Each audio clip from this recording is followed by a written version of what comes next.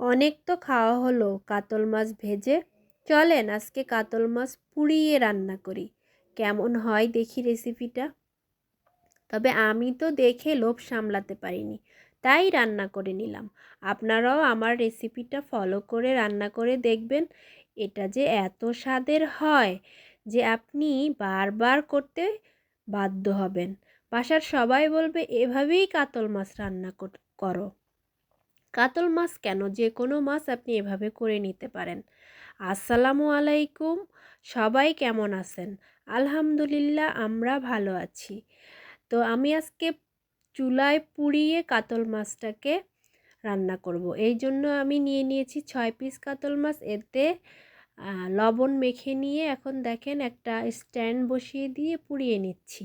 আপনারা যে কোনো স্ট্যান্ড বসাতে পারেন। যদি এ ধরনের স্ট্যান্ড না থাকে, আমরা যে পাতিল রাখি স্টিলের স্ট্যান্ডগুলো, ওগুলো বসিয়েও পুড়িয়ে নিতে পারেন। এই তো আমার মাছগুলো পুড়িয়ে নেওয়া হয়ে গিয়েছে। এখন আমি একটা মশলা রেডি করব। এই জন্য 2টো কাঁচামরিচ, 2টো শুকনো মরিচ আর কিছুটা রসুন পোড়া পোড়া করে ভেজে নিয়েছি। এরপর দিয়ে দিয়েছি অল্প একটু জিরাটা দিয়ে ভেজে নিয়ে এখন পাটায় মশলাটা বেটে নিব। মশলাটা বেটে নিব একটু আধা ভাঙ্গা করে, একদম মিহি করার প্রয়োজন নাই। মশলাটা তুলে এতে একটু পানি অ্যাড করে নিব আর দিয়ে দিব হলুদের গুঁড়ো, দিয়ে দিব একটু শুকনো মরিচের গুঁড়ো। যেহেতু আমি অলরেডি 2টো শুকনো মরিচ আর 2টো কাঁচামরিচ দিয়েছি, তাই একটু সামান্য পরিমাণে শুকনো মরিচের গুঁড়ো দিব, কালারটা ভালো হবে। আর দিয়ে দিব ধনিয়ার গুঁড়ো। এগুলো দিয়ে একটু মিশিয়ে এক সাইডে রেখে দিব।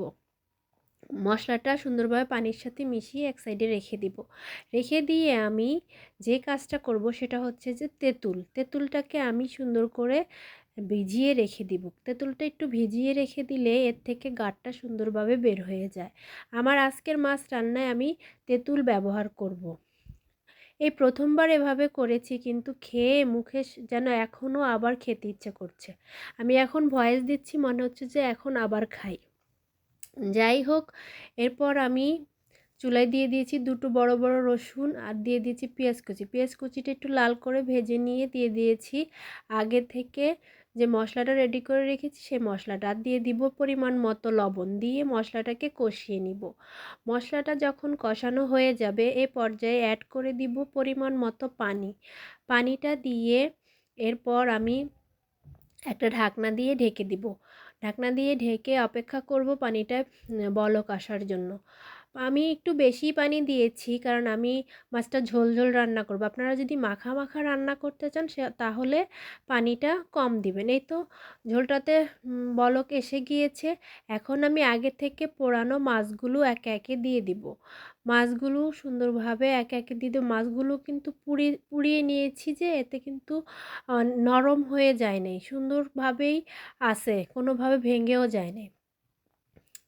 তারপরে মাছগুলো একে একে দিয়ে দিয়ে আমি একটু ঢাকনা দিয়ে ঢেকে দিব। এক পাশ যখন হয়ে আসবে তারপর আমি একটু উল্টে দিব, কারণ এক পাশ হয়ে আসলে মাছগুলো যদি উল্টে না দিই তাহলে মশলাগুলো খুব ভালোভাবে মাছের মধ্যে ঢুকবে না।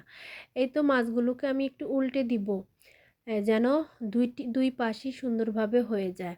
মাছ তো আমরা সবসময় রান্না করার আগে তেলে ভেজে নেই, কিন্তু আজকে আমি নিয়েছি পুড়িয়ে। এই পর্যায়ে আমি দিয়ে দিব একটু তেঁতুলের গাদ, মানে তেঁতুলটাকে ভিজিয়ে যে ঘন করে যে গাদটা হয়েছে ওইটা দিয়ে দিব। তবে এটা দেওয়ার সময় সাবধান, অনেক বেশি দিয়ে দিবেন না, তাহলে কিন্তু মাছটা স্বাদ লাগবে না। এই পর্যায়ে দিয়ে দেব সামান্য একটু চিনি, মাছের স্বাদটা বাড়ানোর জন্য আর সব কিছুর স্বাদ লেভেলে আনার জন্য, যেমন লবণ বা তেঁতুলটা যে দিয়েছি সেটা লেভেলে আনার জন্য। আর এই পর্যায়ে একটু ধনেপাতা দিয়ে দিব। ধনেপাতাটা দিয়ে আমি আর একটু ঢাকনা দিয়ে ঢেকে রাখবো, কারণ ধনেপাতা দিয়ে যদি আপনি ঢাকনা ছাড়া রাখেন সেক্ষেত্রে কিন্তু ধনেপাতার গ্রানটা থাকে না। সেজন্য ঢাকনা দিয়ে ঢেকে দিলে ধনেপাতার গ্রানটা বহাল থাকে। যাই হোক, ঢাকনা দিয়ে ঢেকে দিয়েছি আর আমি চুলার আঁচটাও বন্ধ করে দিয়েছি। দেখেন আমার মাছগুলো কিন্তু একদম রান্না হয়ে গিয়েছে। আর আমি লবণ ঝাল আর টকটা দেখে নিব। যদি আমার লবণ ঝাল টক ঠিক থাকে তাহলে আমি পরিবেশন করে নেব। হ্যাঁ, আমার মাছ রান্নাটা এত মজার হয়েছে, কি আর বলবো। চলেন তাহলে সার্ভ করে দেখাই। আমার মেয়ে তো বলেই ফেলেছে।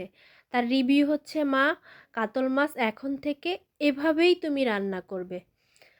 তারপরে আর কি মাছটা আমরা সার্ভ করে নিলাম আর খেয়েও নিলাম। মাছটা খেয়ে এতটাই মজা লেগেছে, মনে হচ্ছে যে এখনও জিভে লেগে আছে। আর মনে হচ্ছে যে আপনারাও অবশ্যই অবশ্যই এভাবে একবার ট্রাই করেন। আমি বলতে পারবো যে এভাবে একবার যদি এই কাতল মাছটা কিংবা রুই মাছ বা যে কোনো বড় মাছ রান্না করে খান, সেক্ষেত্রে আপনাদের কাছেও খুবই ভালো লাগবে। তো আজ তাহলে এই পর্যন্তই। সবাই ভালো থাকবেন, সুস্থ থাকবেন। আসসালামু আলাইকুম। আল্লাহ হাফেজ।